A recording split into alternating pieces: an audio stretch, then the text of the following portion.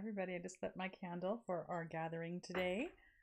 How are you? This is Elena of the Witches Box, and we're here for our weekly Tuesday gathering where we get together live, 1 o'clock Pacific time, and we do an oracle reading for the week, but also chat all things witchcraft. If you have questions, if you have commentary on your craft, we talk about it here as much as we can.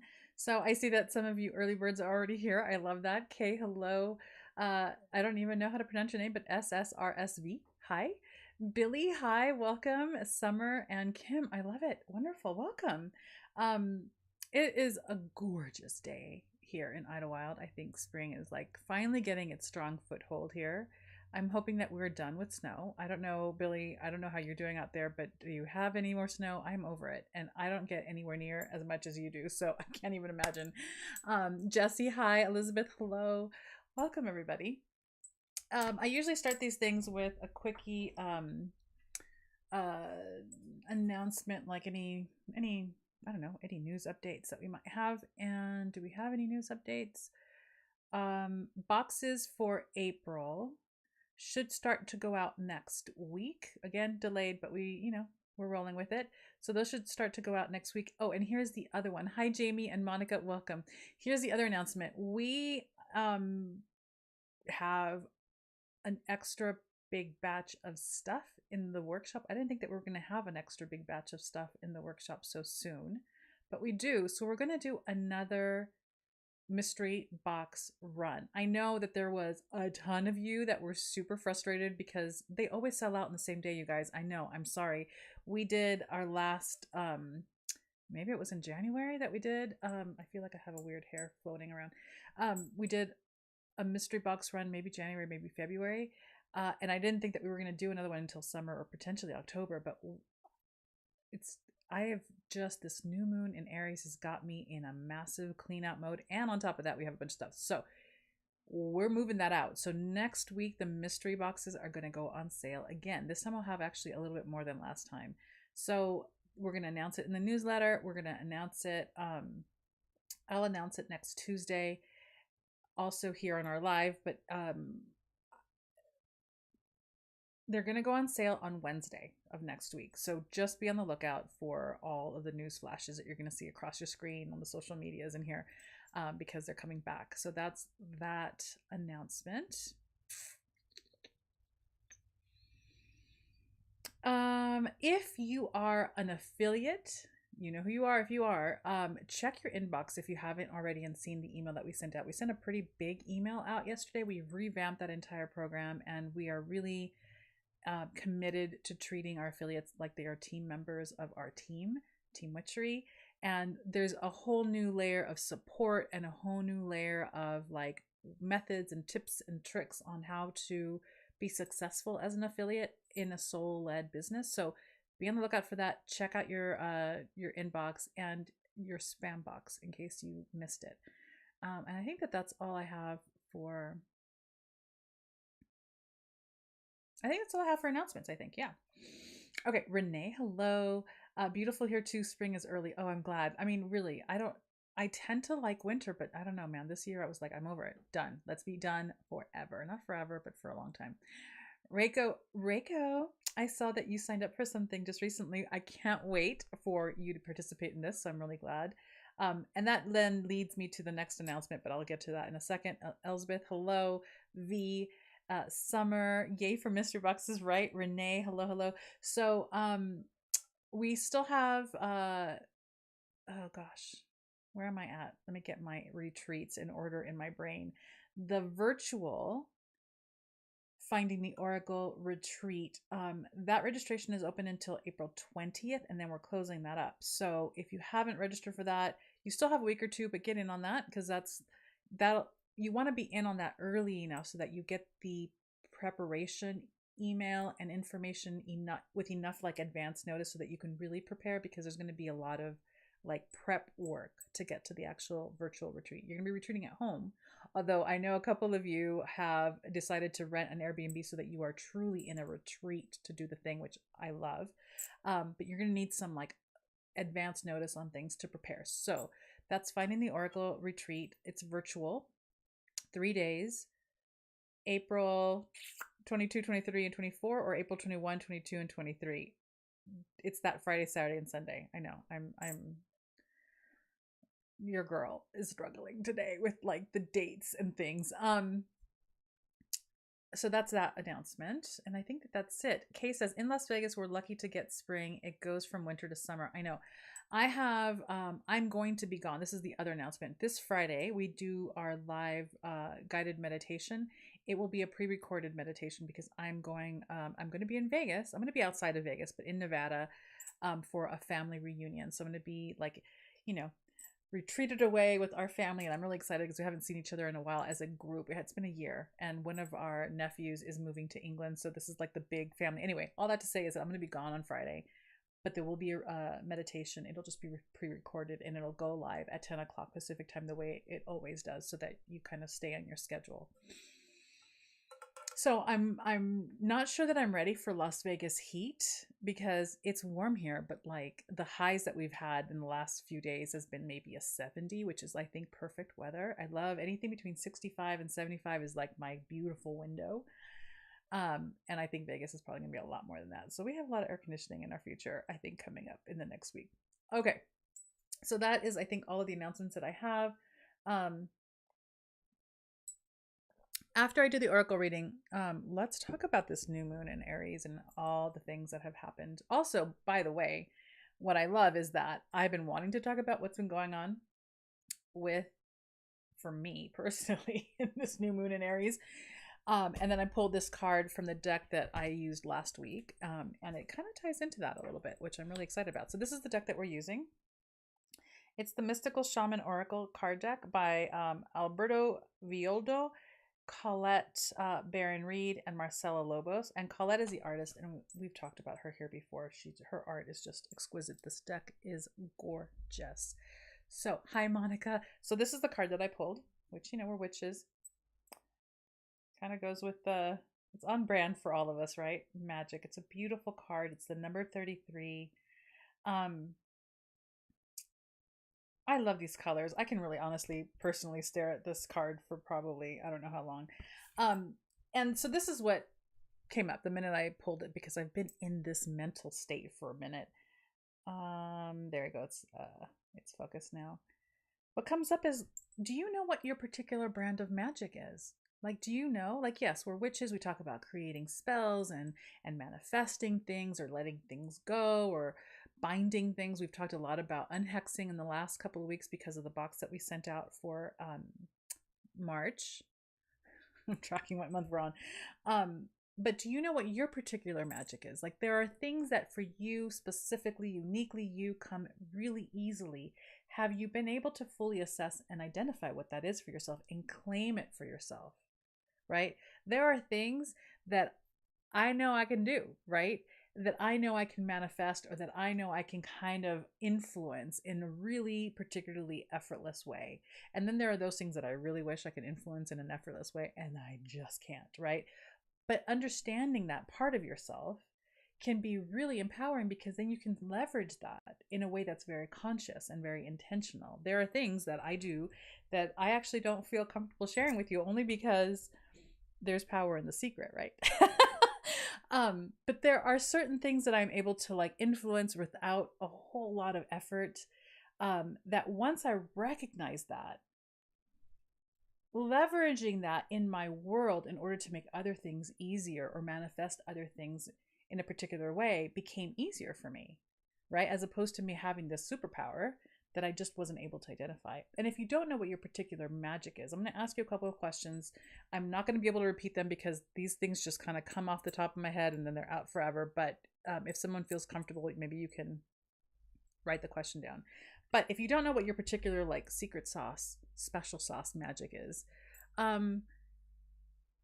what are the things that have occurred in your life where you just knew that if you did something a certain way, if you said something, it would just manifest the way you needed it to? What are the things that you know come really easy to you? Maybe you take them for granted. Maybe it doesn't actually seem like magic to you. But maybe, I'm going to give you some really personal, mundane examples, but maybe like when you give your mom, if you have a mom and you have a good relationship with your mom, so this might not apply to for everybody, but you give your mom that kind of like twinkly look and she will always give you like that thing that you love, that meal that you love, that hug that you want, right? There are certain things that we have that's an ingrained language in the way we interact with other people, in the way that we interact with our world, with our work, with our service, with the way we create in the world, that is just natural to us. It could be super mundane. It could be literally like someone who's got a green thumb. You look at a plant and the plant sprouts 5 new leaves like almost instantly. That's a special thing. That's a special type of magic that's intrinsic to you, that comes with facility. Knowing what that is really empowering, because once you know what it is, then you can start observing it and then understanding, how do you feel inside when you do that? What's going on? What's your internal state when you've manifested that thing? When those 5 leaves grew almost spontaneously because you looked at the plant, when your mom made you cookies because you gave her that little twinkly look. There are things that we do. There's a charm, there's an accessibility, there is even, and this is an important thing because we have a lot of baggage around this, but there are things in our personal lives that we take for granted. Like, oh, it always works like that for me. That certain thing always works out for me. Those things that we take for granted are our particular special type of unique magic that's easy for us. And it may take you a hot minute to learn that, right? But pay attention and ask yourself what those things are. Because once you know that about yourself, it opens a lot of doorways in terms of how you then wield that energy for other things that are not just the thing that comes easy to you. Yeah? So there's that. Boom. Like that. So that is the Oracle reading, the Oracle question, the task for the week. And yes, Kim loves the deck. Excuse me. Hi, Layla. How are you? Hello from Oregon. Hi, Sarah. The Maya, nope, I have not. You have not identified your personal magic. You can and you will. Just spend time and open up the intention for that. Pay attention to yourself. Monica says it's a great question. Emerence, hi Emerence, welcome. Hold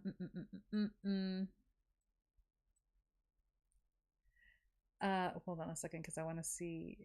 V says not at all, but then V says never mind. I think I actually do have a flavor. I just didn't realize.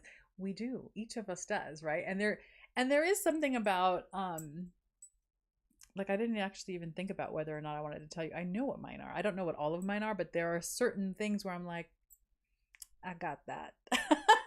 And there's something about not revealing that because I don't want to demystify the magic and I don't want to dispel the magic. But once I recognized that, I was like, oh, that's why that always works for me. Good to know. And then I check in with what's my internal state? What are my assumptions when I make those things happen without even thinking about it? And that gives you so much information in regards to how to then navigate that towards the other types of magic that you might be wielding or wanting to wield in the world. So anyway, that is what it is. If you're just joining us and you missed the Oracle reading, you can definitely catch that on the replay. This is the card, and I'll show you the deck in a minute because the deck is just gorgeous. We're working with the Mystical Shaman Oracle deck right now. This is the deck. Love it. Love this deck. All right, I'm going to drink some water. Renee said, I had a feeling that I needed to get an obsidian pyramid for my husband's desk. The day after I gave it to him, we had a storm that snapped a huge tree. It fell away from his office. Oh my God. Oh, I'm glad that you had that. See, you had a thing, right? Gratefully, he's okay and the house is okay. Camilla says, I'm good at cooking. I'm good at anything food related. Even if I have rotten ingredients, I can come up with a yummy recipe. I love it. I'm very creative too, going to search for kitchen witchcraft. Yes, beautiful, beautiful. Hi, Carol. Welcome. Yeah, absolutely. The thing that, and so yes, definitely look towards your talents. Those things that people are like, oh, you're so good at that. Look at that because behind that is your magic as well. So mine those like little bits and clues, right? What are the things that you are just really easy at creating and manifesting for yourself? What are the things that come with really just a lot of ease? And what are your talents? Whatever they may be. Maybe you're like the king, queen, whatever of of shoelace tying. I mean, whatever it is, look into it, because behind that, there is a particular special sauce, a secret sauce to the way you make things happen. And you can mine that for other things. So that is the meditation for the week. I wanted to talk about this because I pulled this in magic. This new moon in Aries cycle is just, it's kind of amazing. Like, we had the new moon on April 1st for, I think, just about most of the world, with the exception of the Pacific coast. We had it, and then Hawaii, Alaska time, we had it like the late night on the 31st. But this is, it's a fire sign. It's the first sign of the astrological year. There's a lot of like movement that comes with Aries, and what is it, with the moon ritual coven, the solo ritual was about moving the body. And I wrote a bunch of stuff about the importance of moving energy, and how the body and the soul, and we talked about this I think last week, are not separate things. We talked about this I think in the meditation that we did last week. We are a whole being, and when we move energy in our bodies, our blood and our oxygen, we're moving energy. It's not just the physical parts of us. It's not just, oh, I'm doing cardio. You move energy. And so part of the solo work for this new cycle is to get that stuff moving. Even if you have a lack of mobility in a lot of different areas, move what you can. This isn't about being like a triathlete or running 18 miles. It's about creating movement so that the energy moves, and whatever is stuck has what is it called? Has an opportunity to unstuck and move, or unstick and move, because what we have stuck in different parts of our bodies holds us back. So there was that. There's just this theme about movement, physical movement, absolutely, but also the energy movement. And I am one of those people where, I mean, look, the reality is that whatever you think and whatever you say is a spell, whether it's a conscious spell or not. We are constantly storing ourselves into our future, whatever those stories are, whatever the words are that we use. And for me, I'm aware of that, but also I go through phases with spell casting where sometimes I'll cast a spell like once a couple of months, or there are times when I'm casting a spell every single day, like intentionally. I burn something, I write something, I do a sigil, like I go through these phases. And I don't know, let's say we're in April, for the last, since from January through this month, my spell casting has been, I don't know, like on a low kind of run, maybe one, maybe two a month, like not a lot. I know people are going to be like super shocked to hear that, but not a lot. Yes, I am storing myself all the time. I am writing that story all the time, but the gathering of all of the tools and all of the ingredients and setting some time up to do like a big power punch kind of spell, I haven't been doing that a lot. After this this new moon in Aries, in like one fell swoop, I did 3, and it was almost like I was on this,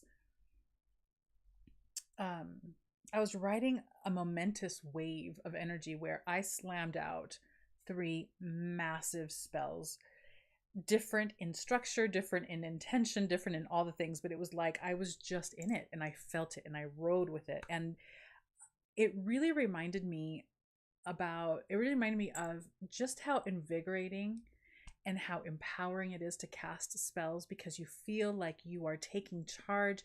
You feel like you're claiming your reality, and you're claiming the things that you desire. And it just really invigorated me. And I think that the invigoration is also obviously has to do with the moon in Aries. Aries has a lot of energy, and now we're in spring, but there was just this rejuvenation about the movement that was so exciting. I'm still kind of buzzing about the whole thing, I got to tell you. So that we're in the season, that this card came up because hello, but also that we're still riding the wave of this new moon in Aries, I think is just really exciting. And it's reminds me of just how amazing it is to be a witch in general. So that is like my little sharing for the day. Let me see what else is being said here. And then please jump in if you have questions, or if you have like secret sauce skills that you want to share. I'd love to hear them. Emran says, Camilla, I'm the same. I cook by feeling and instinct and somehow never seem to follow a recipe. Yeah. That's when you're an artist in the kitchen, right? Like I I can't bake. Oh my God. I try to bake and maybe every once in a while I hit the mark, but baking is so exacting. I'm all about like, let's just throw in a little extra this and let's play with that. And I love what I make when I make it because I'm not cooking as much as I used to by any means, which is kind of a sad thing. Hold on. Where are we?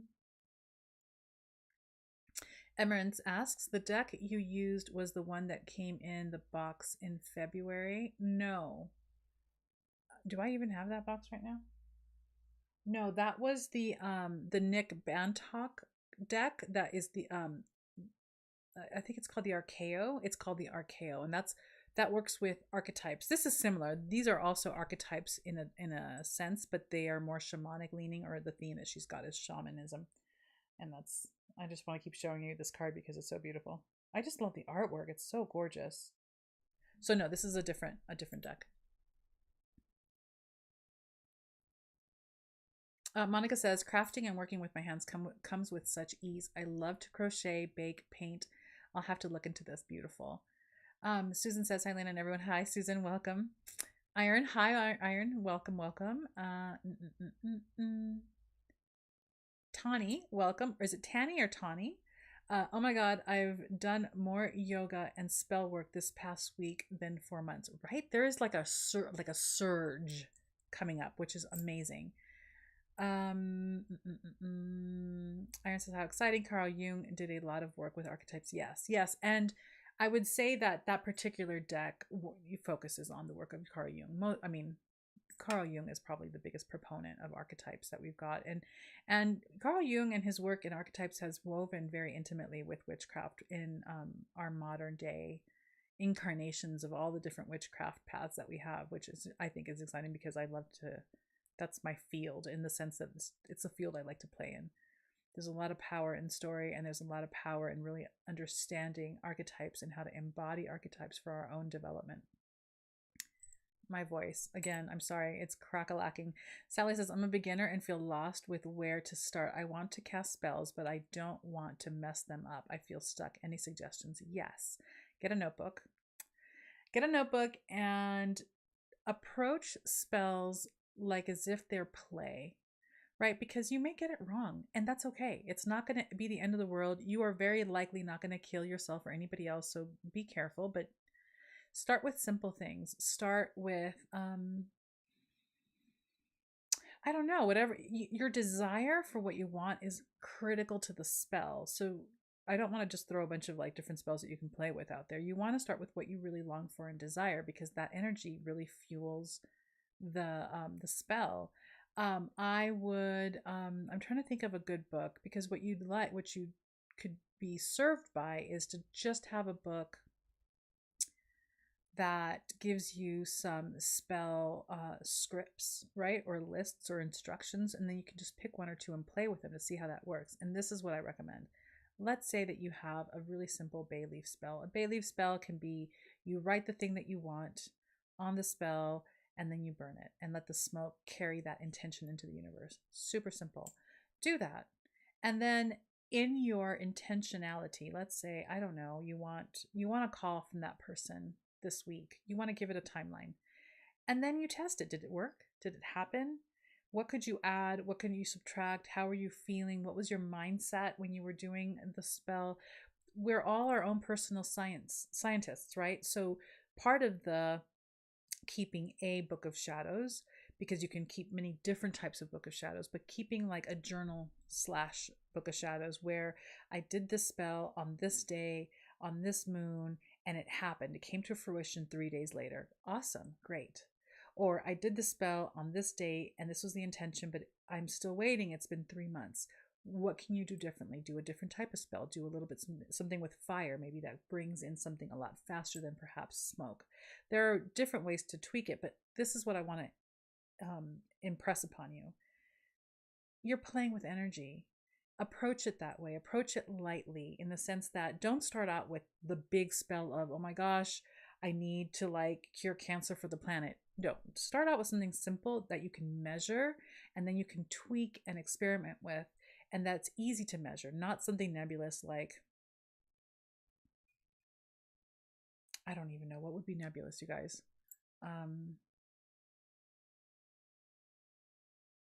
I just want to feel good today.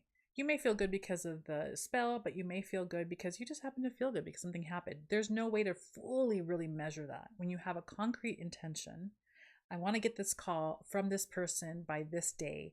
That's an easy thing to measure. So you want to start with things that are easy to measure so that you can test whether or not it's working for you. Okay, I'm going to pause here and see what's happening on the chat because I feel like I've been babbling.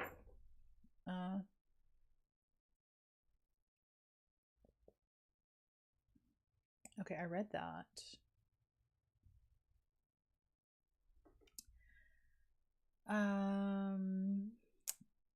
Emerald says I'm super creative and I don't get to play with it much. I love that showing up here and has encouraged me to be more playful. Yes, play is so important. Abby says, I just realized I'm watching this live. Haha, I'm getting back into my fiber crafts again. Oh, wonderful. Learning embroidery, fiber magic, and so witchy.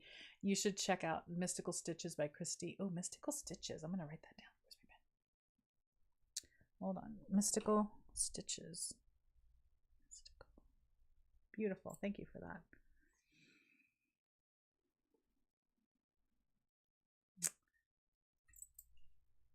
Oh, Tani is I am weekends are for witchery in the forum and IG. Awesome.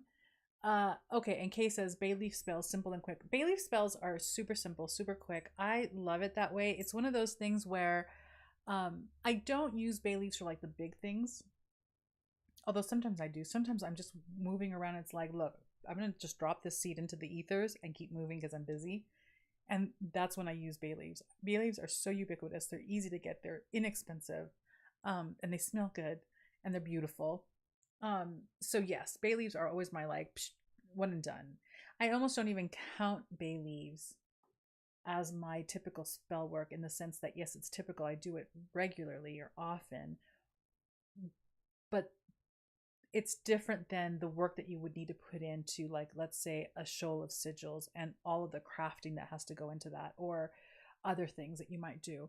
But it's a great way to start because you don't need a lot of things, right? And I would reserve bay leaf spells for things like that, like I need a call, that call, whatever that call is, by this at the end of the week, or things that are easy to measure, so that especially when you're new, you can go ahead and start like really assessing how it's working for you or how it's not. Iron says Master Mantic Chia has a beautiful course on Tai Chi and working with your personal energetic field. Beautiful. I'm finding so many things I'm interested in coming together. Beautiful. Yes, Tai Chi is such a gorgeous practice for moving energy. I highly recommend it. Susan says, when I was working in customer service, I would get really bad anxiety attacks, so my doctor recommended knitting to help. I love it. Now that I'm retired, I still knit, do crafts, and work with my plants. Beautiful.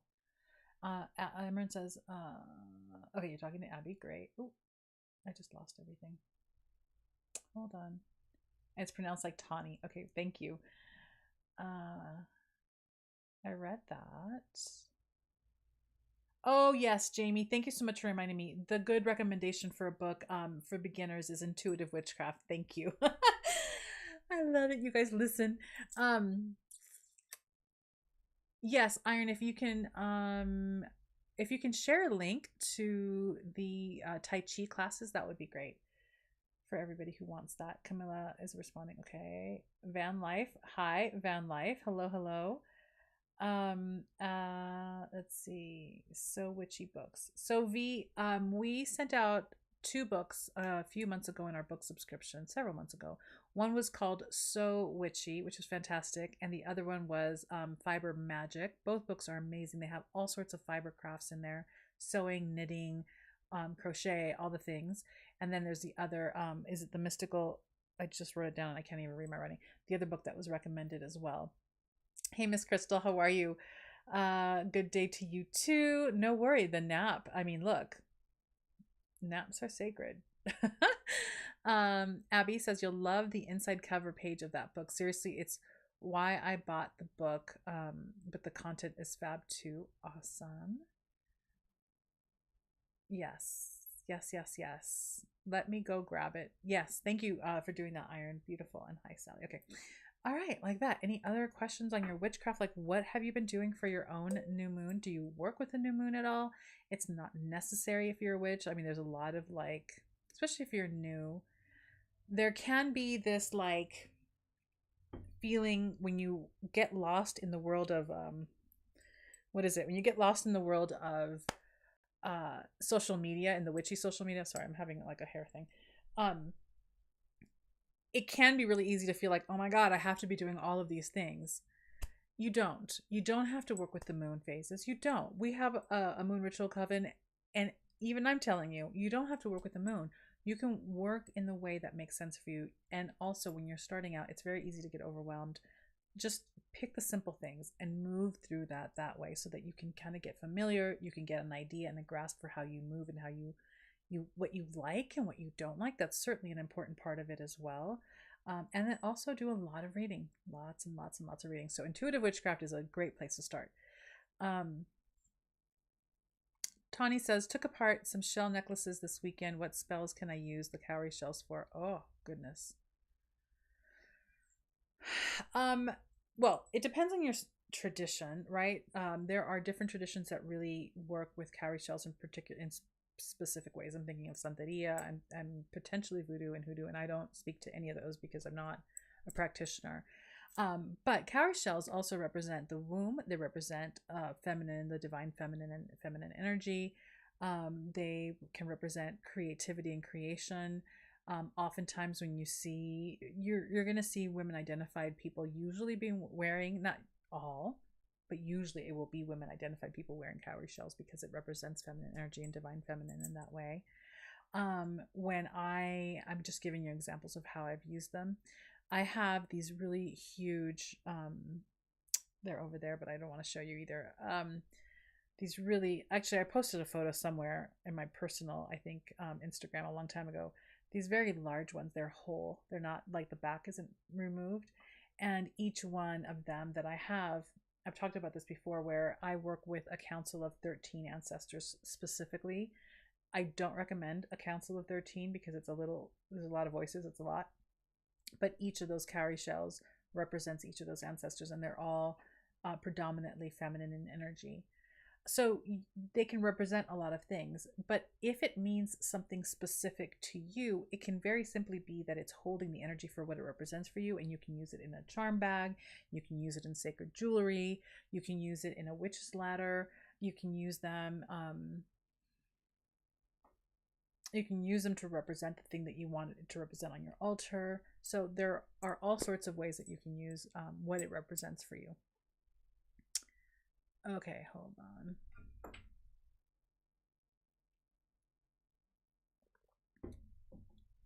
Elizabeth says, I love naps. I really visualize during a nap. Beautiful.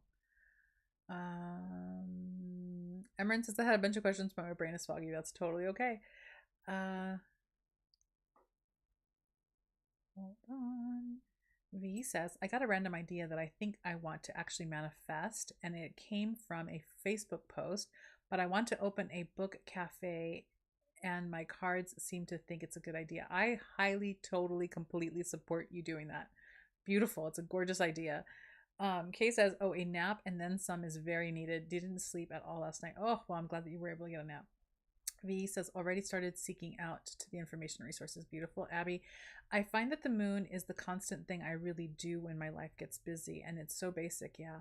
I go outside and find it in the sky, and I say hi to the moon, grounding and floaty all at the same time. Beautiful. And this is part of the reason why we have the Moon Ritual Coven, because if you're new and don't have yet the structure in place in your life for an ongoing regular practice, the moon gives you just 3 opportunities. You can just do 1 opportunity each month, but the moon gives you like these concrete points in the month to set time aside and do ritual and do a spell or do a meditation, so that you can get into the habit of, I have a practice, but I don't maybe have the time to do a practice every single day. But I know that there's going to be a new moon, there's going to be a full moon, and there's going to be a dark moon. And I can set 3 times aside each month to do my magical work.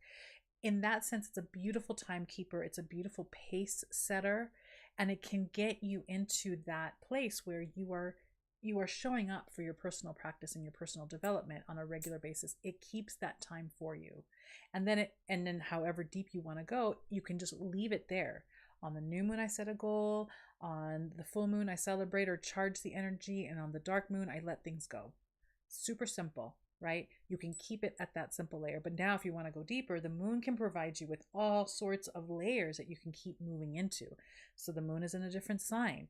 What is the energy of that sign? The moon in that sign, where is it in your chart? And then that gives you information on how to work with the moon for that particular. So you can go deeper and deeper and deeper with the moon. So for that reason, no, you don't have to work with the moon to be a witch at all. But if you want some sort of structure for you that's organic, that isn't like a particular tradition, although a lot of traditions work with the moon as well. But if you want something organic and you want something that gives you a little bit of structure and a little bit of direction, the moon is phenomenal for that. And whether we pay attention to her or not, she's influencing every part of our lives, right? Every single day. So there's a lot that can be mined there for the rest of your life and your practice if you wanted it to. Okay, I read that.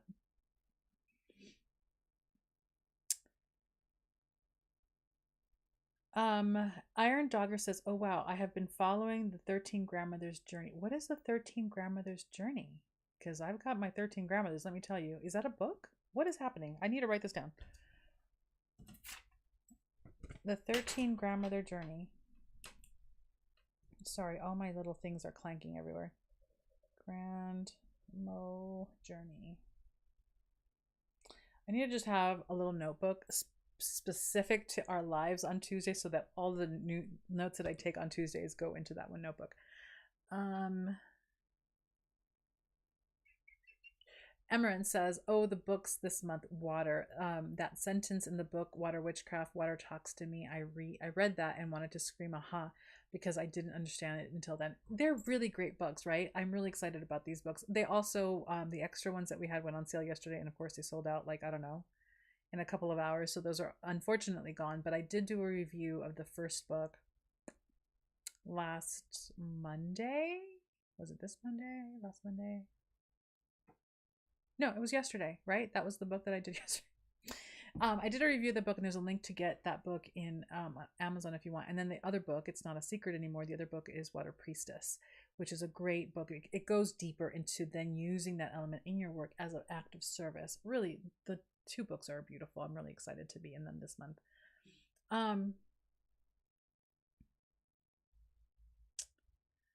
Camilla says, talking about naps, since the new moon in Pisces, the 2nd of March, I've had crazy dreams. Pisces can be a big dream activator for sure. Iron says, I just joined the Moon Ritual Coven. So excited. Wonderful. Welcome. Welcome. When will the full moon stuff go up? By, I think, the end of this week, next week, middle of next week, then the full moon rituals will go up.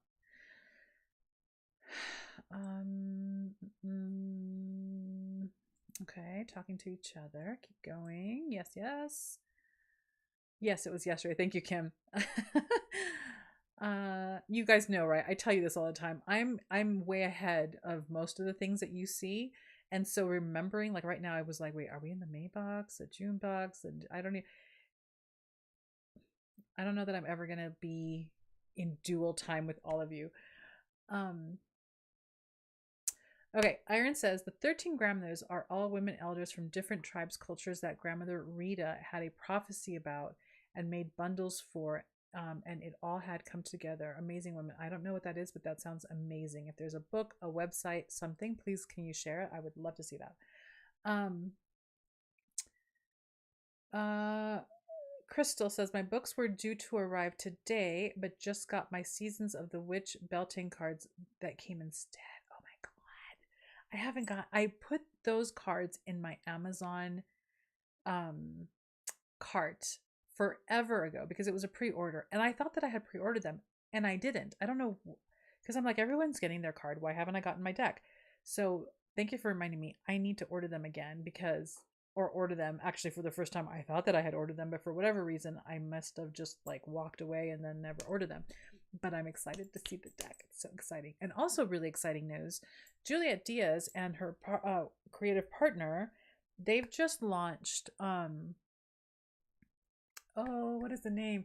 They've just launched their own publishing company, which is so exciting. And they're taking submissions through September. So for those of you who would love to write a book and want to do a submission to a proposal for putting together a book, if you look at Juliet Diaz on Instagram, you'll get all the information for the new publishing house and all the things that are going on there.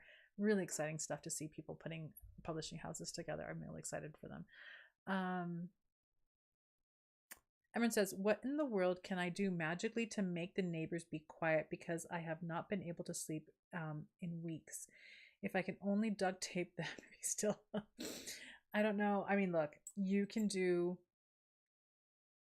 let me think. Beyond doing the things, right? Beyond reaching out to your landlord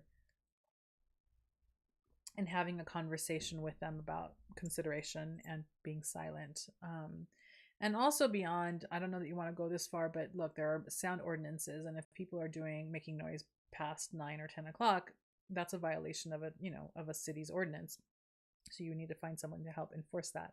But beyond doing those things, right? Because relationship skills and communication skills are just as magical and just as spiritual as the spell.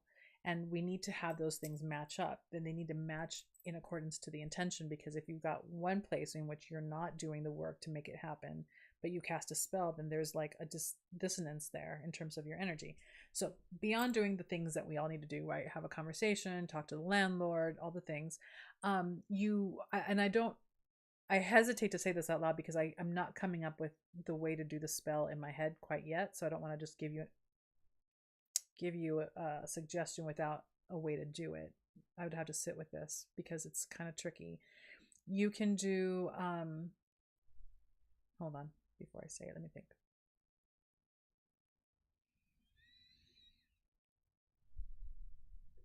I have to close my eyes to think about it.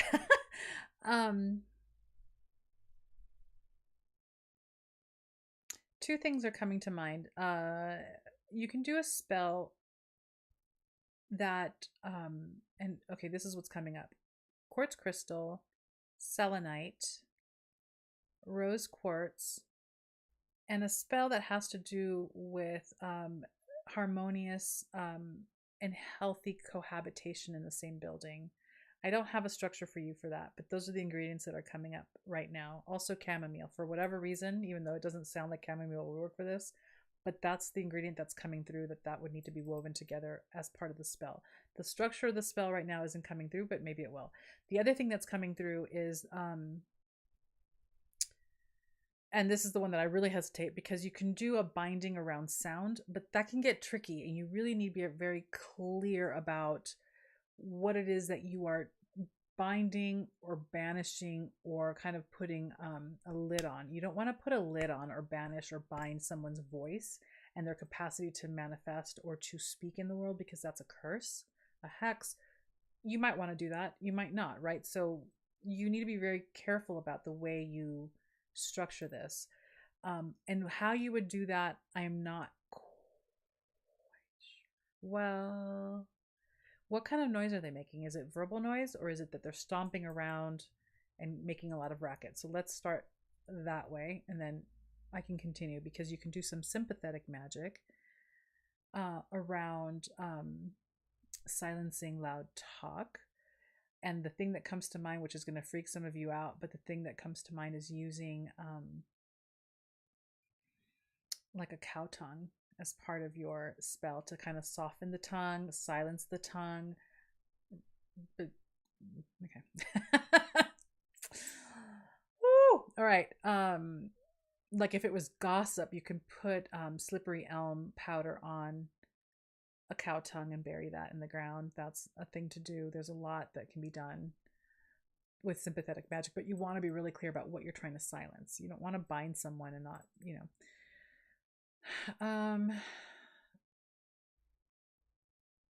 okay.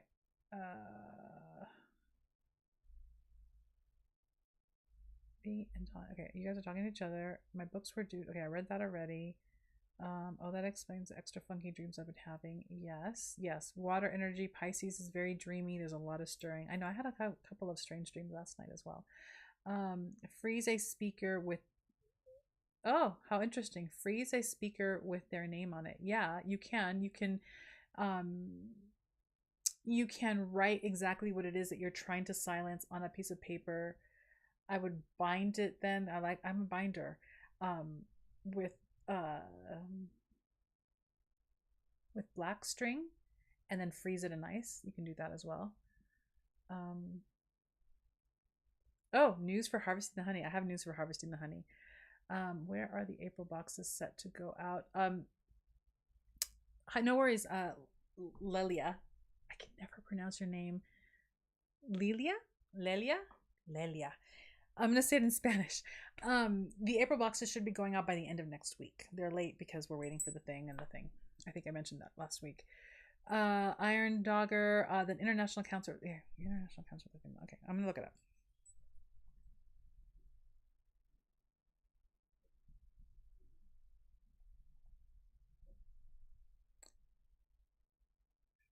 I just joined. No need to be rude. Who's being rude? What's happening?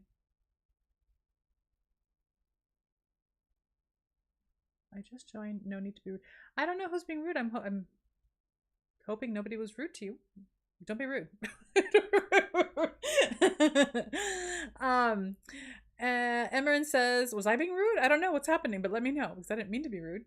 Emerin says, "I believe it is the child throwing toys on the floor, but it's really loud. My dog barks because it's so loud. The dogs think someone is in the house."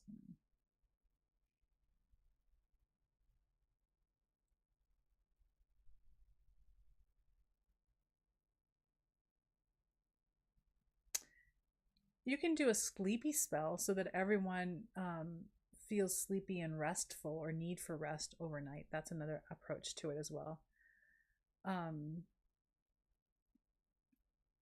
Yeah, I don't know how you would do that though. I'm trying to think.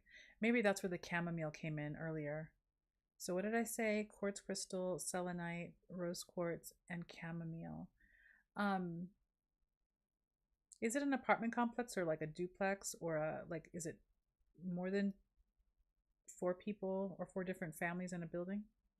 Because you want to also be careful about who you're influencing in the home.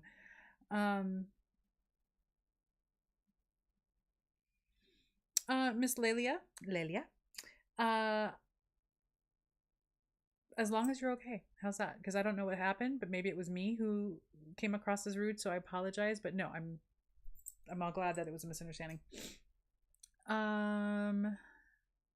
Emma says, I did a freezer. I don't know their name, but I did the people in apartment number and I included everything and in general is quiet. So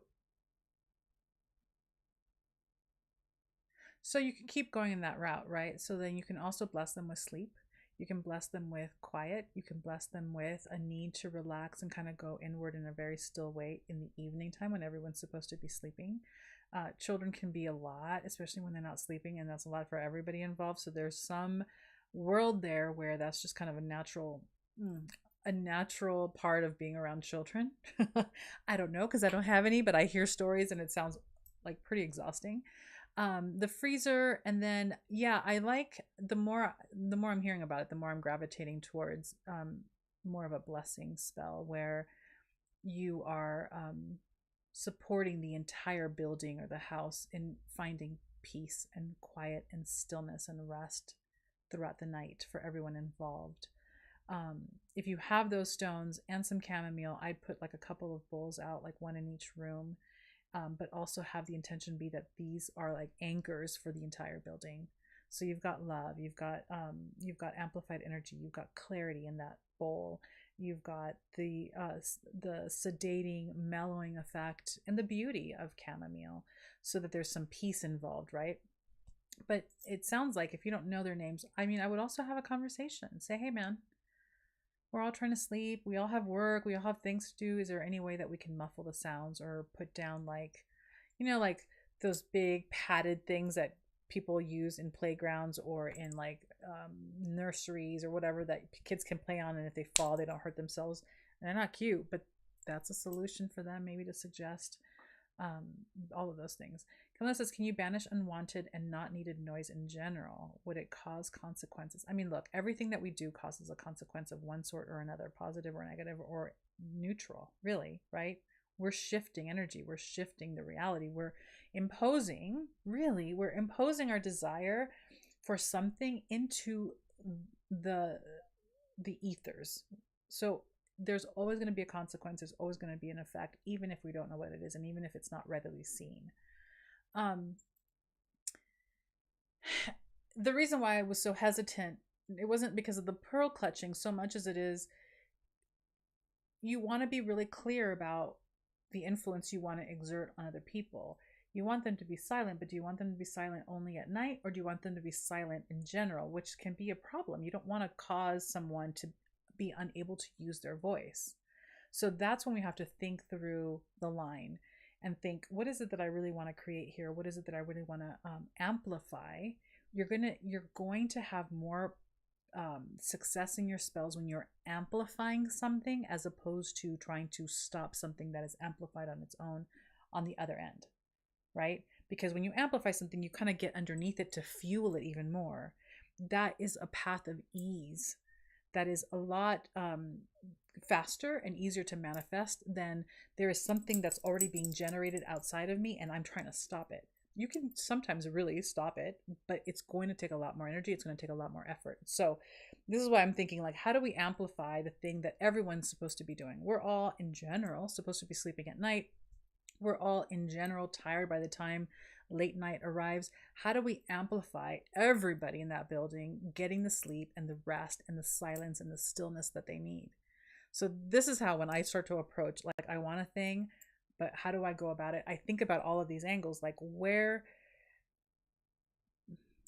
I want someone to stop doing something, but rather than come up against them in resistance or in opposition, how do I come around the whole thing and amplify the thing that really is the solution that I want?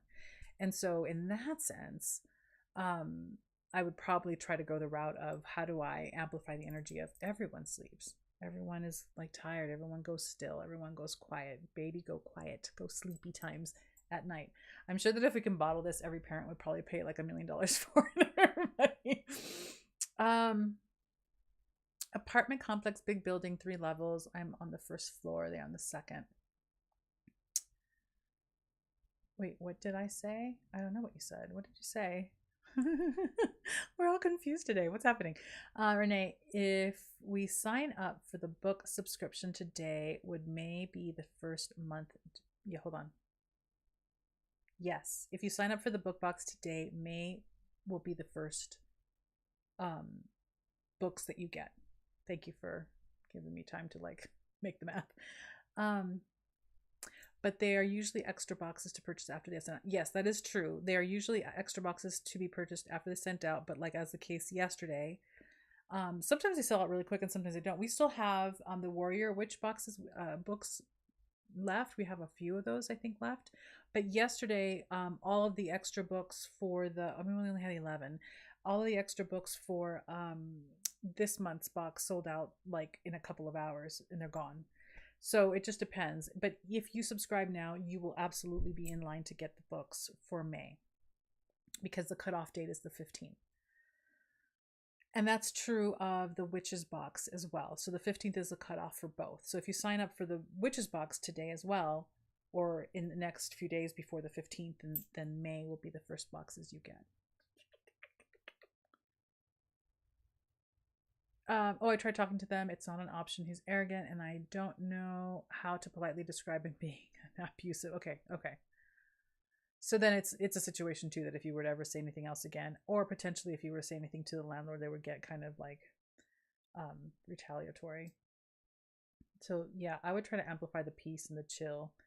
Renee, I just looked on the website, but it doesn't show the April books to choose. No, the April books are sold out. They sold out yesterday, super quick. But here so that you can get them on your own, here on YouTube, the last book review that I did yesterday on the our little booktube, Witch Booktube playlist, was for one of, do I even have them in front of me? I literally just did a review of these 2 books. Where are they? I don't have them in front of me. I don't know where I put them.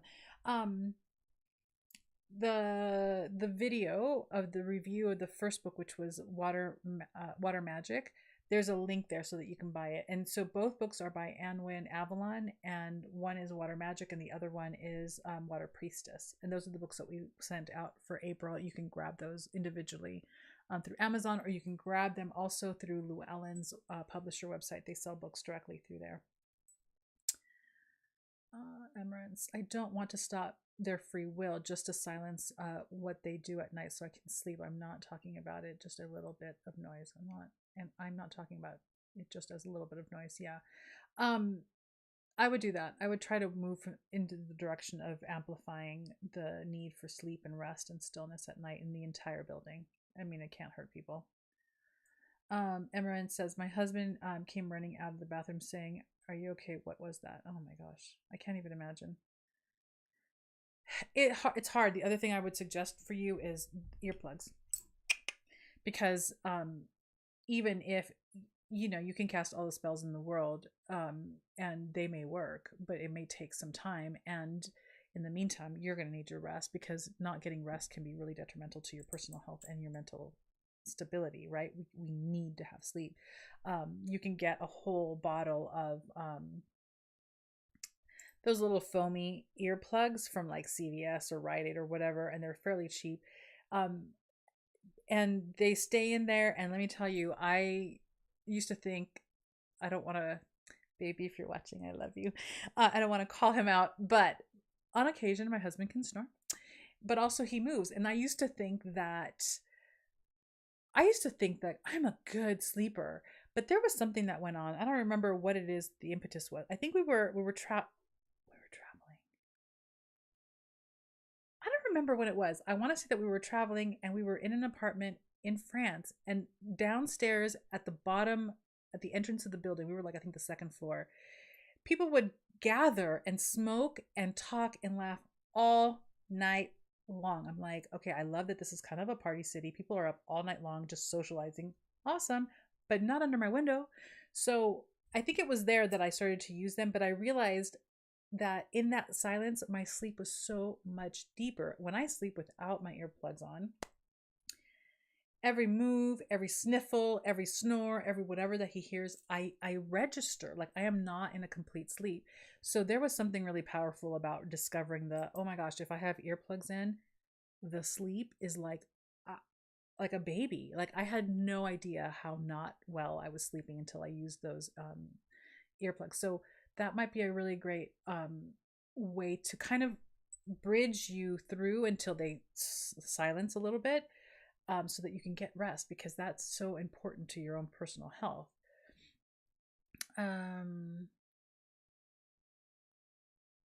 Iron says, we will get our first book boxes together. Wonderful. Yes, you just ordered yours last week. Yay. JJ Jennings says, hey, are the prices more? Yes, the prices are more for Australia because of the shipping. So you pay everything is in USD. So the exchange plays into what you pay as an Australian or anywhere international outside of the US. But also, sadly, the Southern Hemisphere just gets pummeled. I'm not even going to pretend that it's not this bad, but you get pummeled with the postage. We have different pricing, right? For people who are in Europe and the Northern Hemisphere. The Southern Hemisphere is a lot, and it's high. I don't even remember now what the prices are right now for shipping either one of the boxes to Australia and New Zealand. But we subsidize part of that, because I almost feel like I can't possibly, I think there are some boxes where we've paid over $58 for shipping. It's a lot. Some people have it and some people don't. There's just nothing I can do about it other than to, I pay a little bit of it for you, but I can't pay for the whole thing, because then we'd be in the negative every month, and I can't do that either.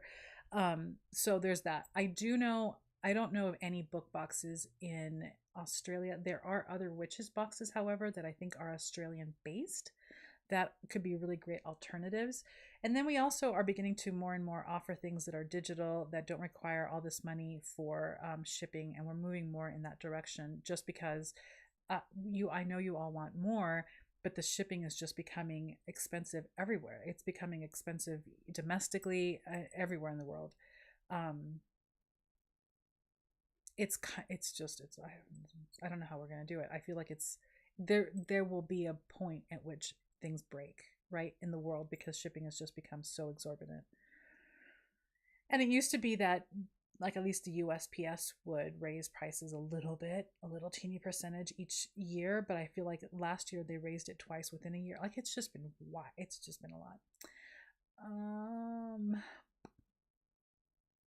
Elena, you need a version of Warehouse 13 so that everything or anything you need just calls itself up. I would love that. I need that in my brain is what I need. Oh my goodness. Sally says, what about dangerous neighbors? Would you be able to put a protection spell on your whole place? Absolutely. How difficult would that be? No, you can. Absolutely. There are all sorts of different things that you can do. So you have dangerous neighbors. I'm just going to list a bunch of things off, but do research. Yeah. Things that you can put in your house. A mirror spell for protection. I think that somewhere on our website we have it, where you can go to like a hobby store, like a Michael's or whatever, maybe even online. You can get little small round mirrors like this that are maybe like 2 inches or 3 inches in diameter, for really low prices. People use them for crafts all the time, but you get several of these. Depending on where your neighbors are, I would actually do it around the entire perimeter of your house. You can stick them in different places. And the mirror idea and the mirror spell work is that whatever is being sent to you just gets reflected back to wherever the sender is, and it doesn't actually affect you. So that if you have negative energy coming your way, or if they're like ruminating in negative thoughts, all of this just kind of puts it all out there. So you can get these little mirrors and you can stick them facing out on your windows, or if you don't want it to be visible to the world, whenever you have like an art piece or like a picture frame on the wall, you can stick them behind the picture frame so that the back of the mirror faces out, even though it's behind the image or the frame, right? Like, let's pretend that this is a frame and this faces the inside of your house, right? Like, I'm in your house and I'm seeing the art here, but you stick the mirror behind it so that the reflective surface faces out towards the world. And you can do all sorts of things with the mirror. So you intend the mirror to reflect back anything that's negative or anything that wishes you harm or any negative intention. You can do sigil work or write on the back of each mirror so that then you could get even more specific about what those mirrors are really filtering back, because you want the good to come in, you want the beauty to come in, you want the abundance to flow, but you want to really get specific about this is specific to these particular types of energy. So you can do that around the perimeter of your house. You can do it on the north, south, east, west ends of your home, but then I would also do the half quarters. So southwest, southeast, right? So you would do 8. If your house isn't shaped in a way that is conducive to that, do it as you can. You can also do this at the perimeter of your property so that you are burying the mirrors in the ground. That's why you want them to be small and you still want them to face out, but you can do that as well. I mean, there's so much protection going on in this house. I don't even know. Around the perimeter of your home, you can also bury tourmaline is a really great absorbent for negativity, and that keeps it away from you. So you can do that with tourmaline inside your house. I talk about this a lot because this is one of my favorite things to do. Salt is a beautiful neutralizer. So it doesn't give you good, it doesn't give you bad, it just neutralizes everything. You can have little, it doesn't have to be big. It can be like a teeny little, 2-inch, like those little trinket bowls. You can put trinket bowls of salt in each room to kind of keep the energy neutral in your space. You would clean that out once a week. And so that if anything negative is coming in, it just gets neutralized. So you do these like basic hygienic things. Now, if you want to go now we're going to get into advanced magic. If you want to get a little bit more advanced, you can create servitors that stand sentry in your home at your doorways to keep the danger and keep the negative energy of whatever it is away from you. I'm going to pause here because the whole talk about what it is to create a servitor and what that requires, we can probably talk about it, but it's kind of a lot. So hold on a second, because I may have already answered your question.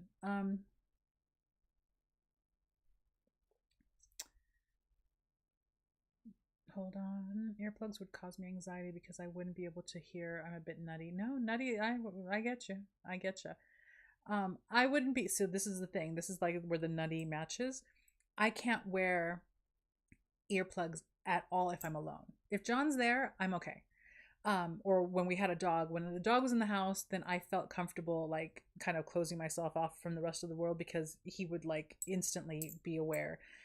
But if I'm alone, I can't do it. Can't do it. I need to know what's happening in my world. Camilla says you can put a spell on your earplugs to have a good sleep every time you put them on. I love that, Susan.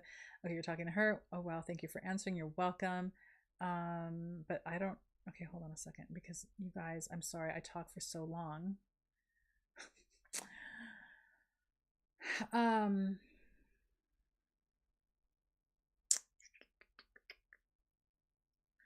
Emran says, can I ask you to elaborate more on that protection from dangerous neighbors? Okay, so I started to answer that. I have also considered doing a house blessing and protection. Okay, so let's talk about house blessings and protection. Your house needs to be clean all the time, right? Just like we talked about this, I don't know, maybe last week or a week or so ago, in terms of like our own personal energetic. We talked about this in the unhexing box Q&A. If we do our regular daily energetic hygiene, it takes care of so much, right? So much more than we think it will, because we're constantly getting bombarded with negativity. Most of it is unconscious, right? Most of it is people having a bad mood or seeing you from across the room being like, psh, you know, all this stuff is happening, especially if you're on social media and someone sees you and thinks like some kind of projective idea about who you are. You're affected by all of this. So if we are just doing our daily cleaning, we manage like easily 90% of our stuff. Easily. Now, the 10%, right, that makes up the full 100 can be those people who, or those instances where something very intentional is being sent in your way, where something is a very dangerous situation that's like leaking onto your life and affecting you. That's the 10%. But if we start to take care of the 90%, we not only get rid of most of the issues, but we also allow ourselves enough stocked up power that when the big thing hits, you have it to deal with, right? Excuse me. Because the day-to-day stuff that we don't attend to drains us. It's an energy leak that's there all the time. So the salt in the room, always, you're always wanting to neutralize and take care of your space. The smoke, the having the tourmaline so that there's negative energy that's being absorbed away from you, away from your home. Those things are important. We talked about this. We're going to talk about this more because of the two retreats that we're doing, but in terms of doing dream work and setting up your sleep space for protection, that almost requires its own, yes, always have protection around your home, always have protection around your property.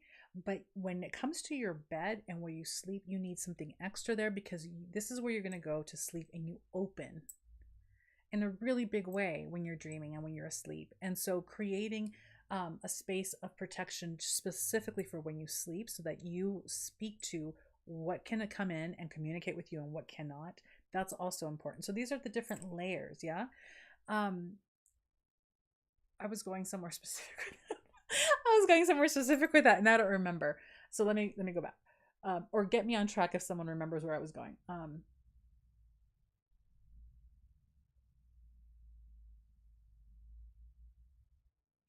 Would that mirror work to block abundance coming in also? So this is why JJ Jennings, JJJ, I love it.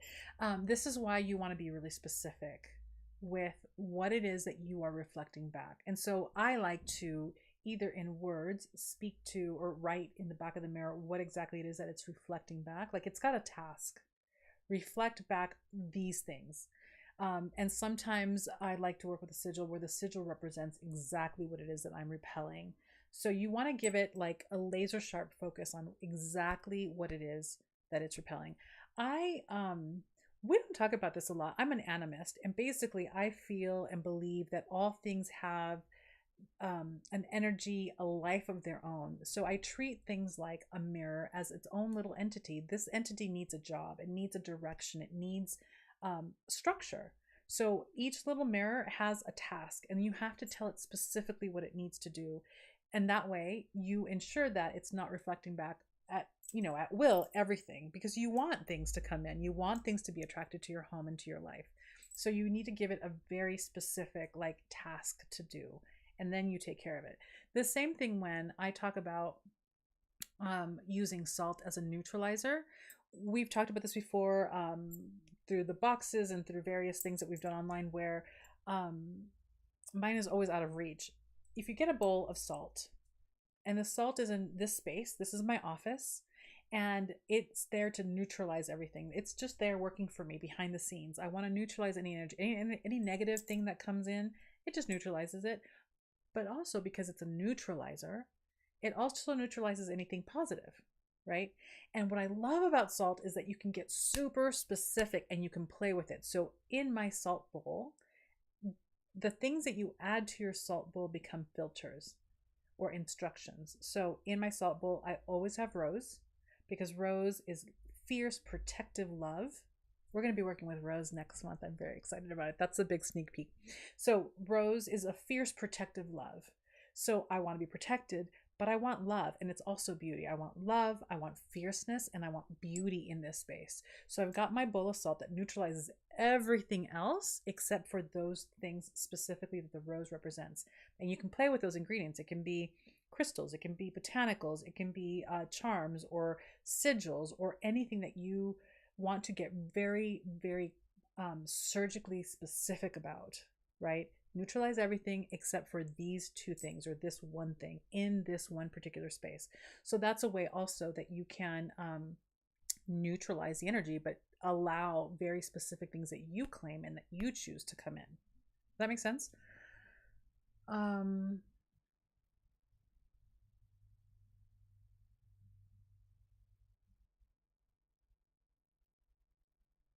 KO says, I've considered salting the edges of the property, but it would wash off. Yes. So the salting you would have to then do regularly. That's why I have access to these things because I have a business, and so it's a little easier for me. But I have I sent them out. I've sent them out in a couple of baggies in the mystery boxes, but you can get fairly inexpensively like a chunky bag of like quartz crystal chips or black tourmaline chips, and this property has more crystals all over. So I will go and I will take like a little bit at a time and just kind of sprinkle them all along the perimeter. I've done that. The mirrors can be super inexpensive, so that's why I also like the mirrors as well. And you can put them, maybe if you have a fence line, you can put them in places where maybe animals aren't going to like scratch and dig into. But that works as well around the perimeter of your property, and it's inexpensive.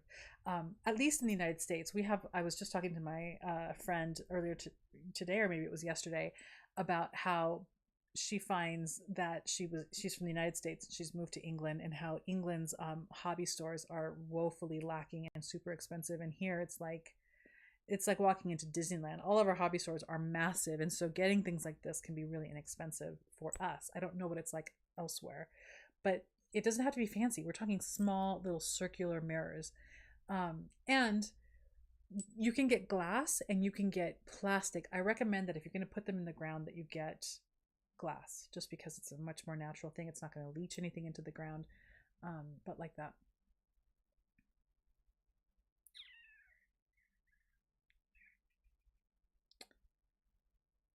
Summer, will there be a garden box like for green witches? Oh, Summer, we've done 2 garden boxes in the past. I don't know that we're gonna do another one. And I love the one that we did because we had a trowel that we had someone engrave with like a little witchy saying. Oh, they're so cute. I don't have one on the list in the near future. That's not to say that there won't be one, but for right now, it's not on the books.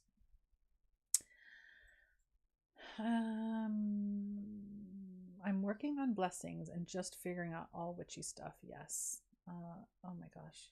Why with the skipping? Hold on. This property had a long history of not good stuff. I fully and completely believe there's a lot of bad stuff happening here over the years. I've been doing a lot of magical clearing. Yeah, and when you live in an environment like that, the magical clearing has to be regular. Like it has to be almost daily. Like it's something that you weave into your constant day to day, which can be a lot, but your day to day behavior. Washes for your floor. I love mint. I love cinnamon. I love cedar. See, I don't know if what you have easy access to. I mean, although Vegas, you can probably access most things, but they're not native necessarily. But you need to weave it in. And then here's the thing, and maybe this is something to spell for really actively, that you find another place to live, because sometimes we just can't stay where we're staying. Sometimes, especially when we do the work that we do, when we're continuing to do practices that help refine our capacity to hold power and to sense and to connect as witches, there are some environments that we just can't, they're just detrimental to who we are, which is easier said than done. Moving is no small thing. Finances always play a massive part of that. But it could very well be because you've had a lot of trouble there. It could very well be that one of your bigger ongoing spells needs to be around finding a home that's more conducive to the health of your soul and your energy and your health. And that would be something that you would work on regularly as well, right? Do the work to kind of like silence things and settle things in your home environment, do the cleansing and do the protecting, but also help find, like, do the thing that needs to happen to get the hell out, because there's going to be a point at which the resonance, the alignment of energy is not going to be there for you. Protection magic book recommendations. Jason Miller has, I don't know the exact title, but if you look up Jason Miller, it's Protection something. Anything that Jason Miller does, I highly recommend. He's really practical. The reading is very easy. It's very accessible, but his work is really, really on point. Let me think about any others. That's the only thing. There are a bunch of books on protection magic out there. And I don't want to say that and say this and cause a stir, but right now the only one that I would really recommend is the one that he wrote. Yeah.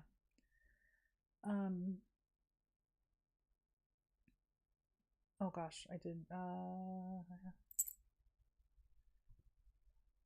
KO says, I have a garden box with protection herbs. I love gardening. Yes, protection herbs would be beautiful to grow, especially. Yeah, that's a great way to incorporate the gardening with the protection. Herbs that are protective. And one of the things too, it's like I work a lot with cedar. Cedar's one of like my patron botanicals.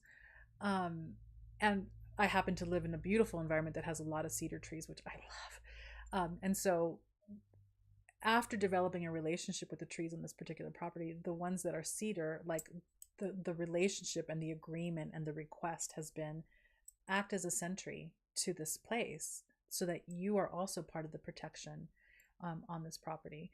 And they're beautiful trees and I love them and they're beautiful and it's the whole thing. And they smell amazing.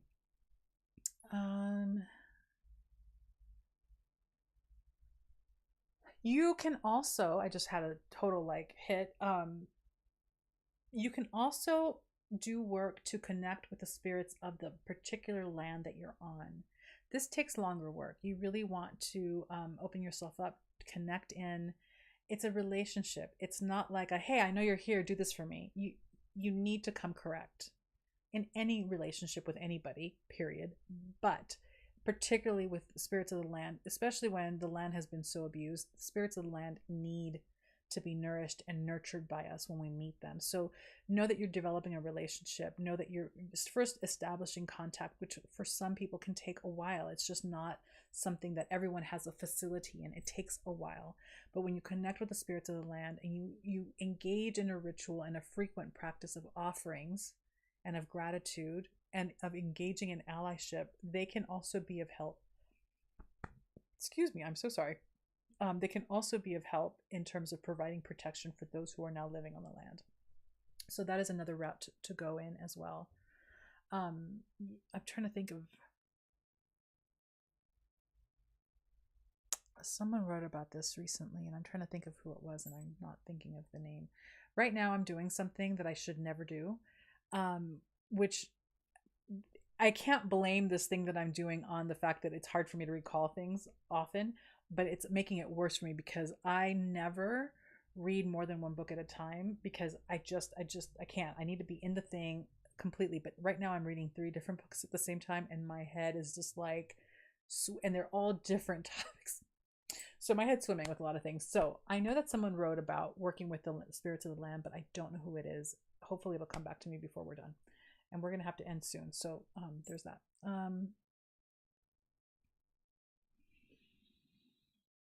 My regular routine, this is from Susan, my regular routine every day is to open my front door and using my hand besom and the regular besom to clear, I say besom, but I don't know if I actually pronounce it correctly. This is where my English as a second language comes through and is a mess. To clear and banish all evil, harmful, and negative energy from entering my house. Yes, beautiful. They can be that simple, right? Simple, but a daily intentionality really over time builds in power and can be incredibly effective. The magical cleaning is helping, but slowly. So I guess based on what you're saying altogether, I'm on the right track. It's just going to take a hot minute or two. Yeah, I know, which is unfortunate. Super unfortunate. KO says, sometimes you also have to consider leaving a certain area or neighborhood if nothing else seems to work. I'm not a great witch and have encountered powerful negativity energy. Yeah. Again, it's not easy, right? Jesus, moving in this day and age when rent prices and home prices are just skyrocketing. It isn't easy, but that gives you information in terms of maybe the magic that you need. Sometimes you need to focus on a different type of magic before you get to the actual intention, which is money magic or abundance magic or abundance work. Oh, someone asked about harvesting the honey. I haven't forgotten you. So sometimes it's amassing resources to get out, right? Because it's just not a supportive space for you. And in that sense, yeah, that too takes time.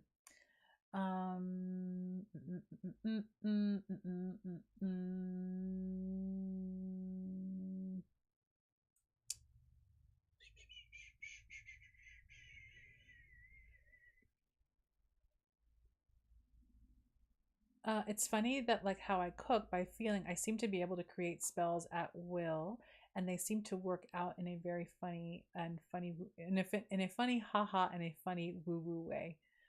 So you might have, maybe that's your secret sauce, that your spells and your results are like humorous, like you've got like that kind of sacred humor going on. Okay, so you're saying that I just need to keep at it. Yeah, we need to keep at it because you're probably working against some pretty intense energy, right? And that takes work. Unfortunately, sadly, there are some things where I'm like, I want this and it's just there. And man, I don't know how yet to, I mean, I know and I don't, how to harness that facility with everything else that I want to cast a spell for. There are some things, like I said earlier, there's a thing where we have natural magic in a very particular way where we can just manifest on a moment's notice because some part of us is just tied into the energy stream. And then there are other things where I'm like, I have been working on a thing. I'm gonna breathe. I have been working on manifesting a thing for years. I can't get this thing to happen faster. So it depends on the energy that you're working with, the energy that you're working against, because against is always going to be harder than with. And also it has to do with our own personal hangups, right? I have a hangup around this thing that I'm trying to manifest. And so I'm doing the psychological work, the healing work, but also the energetic work, and it's taking time. So there is definitely that frustration because I know there, probably with all of us, there are certain things that we all can do super easily, just like a snap of the fingers. And then there are some things where it's like, man, I have been working on this shit forever. Why? So there's no hard concrete science here, right? It's not like a one and done. Sometimes we have to keep working at it. And also while you're working at it, because it can be really exhausting and really frustrating, doing other things that replenish and nourish you in pleasurable ways that have nothing to do with the thing that you're working on so that you can sustain yourself, because it can be really draining. JJ, I am in Southern California in a small mountain town called Idlewild. I love them. We have Jeffrey pines, we have some sequoias, we have something called manzanita trees that are more low shrub, and we have cedars, and they're beautiful. We also have oaks. This property has 2. they're two oak clusters. They are glorious. They're the two grandmothers of this property, and I love them. So we also have oak. Okay, wait. I'm sorry. I just lost a lot of people's comments. So give me a second. We're talking a lot today, you guys. Okay, so we're going to try to like close this out in 7 minutes. I don't know that it's possible. All right, I read all that. If you're oh, great one, KO. So KO says, or Ko, I'm going to call you Ko. Ko says, if you're in the desert, aloe vera is a great protector in that area. Beautiful. That's a great, I don't work a lot with aloe vera, although this is a very Libra vanity thing. I had a friend whose father was in his 70s at the time, and he had the most glorious skin for a 70-year-old who had been working out in the fields his entire life. This man was a hard worker, and he put aloe vera on his face every night. Not aloe vera from a bottle, but from a plant. It's sticky, it smells terrible, but that man's skin was like easily 20 to 30 years younger than what he was. It was amazing. And so for a while, when I had access to aloe vera plants, I was doing that to my face because I'm a Libra and I have a little bit of a streak of a vanity. And my skin loved it. I stunk. I smelled. When I was dating people and they would stay over, they'd be like, what the hell's on your face? But my skin loved it. And I haven't actually had, again, we're in a forest, aloe vera anywhere near me. It doesn't work with the stuff that you buy in a bottle in the store. It has to be the actual plant. You cut it, and that gooey, sticky stuff, you just smear it all over your face, you let it dry, and then in the morning you wash it off. It does wonders for your skin, but it's also apparently a protector, so use that for that too. I think you guys just caught me on a chatty day. Okay, I did read that, and I did read that. What about Summer says, what about the Witch's Shield by Christopher Pinchak? That's also a great one too that you can get for sure. I would love that book, Working Experience of Land. There is a book, JJ, and I'll have to figure that out because I don't know. It's not coming to my mind. Great. So Ko says, great. If you decide to do the aloe, you can tie red strings on the tips of each of the aloes of, oh my God, I can't read now. Tips of each aloe strand for protection. Beautiful. That's a great suggestion.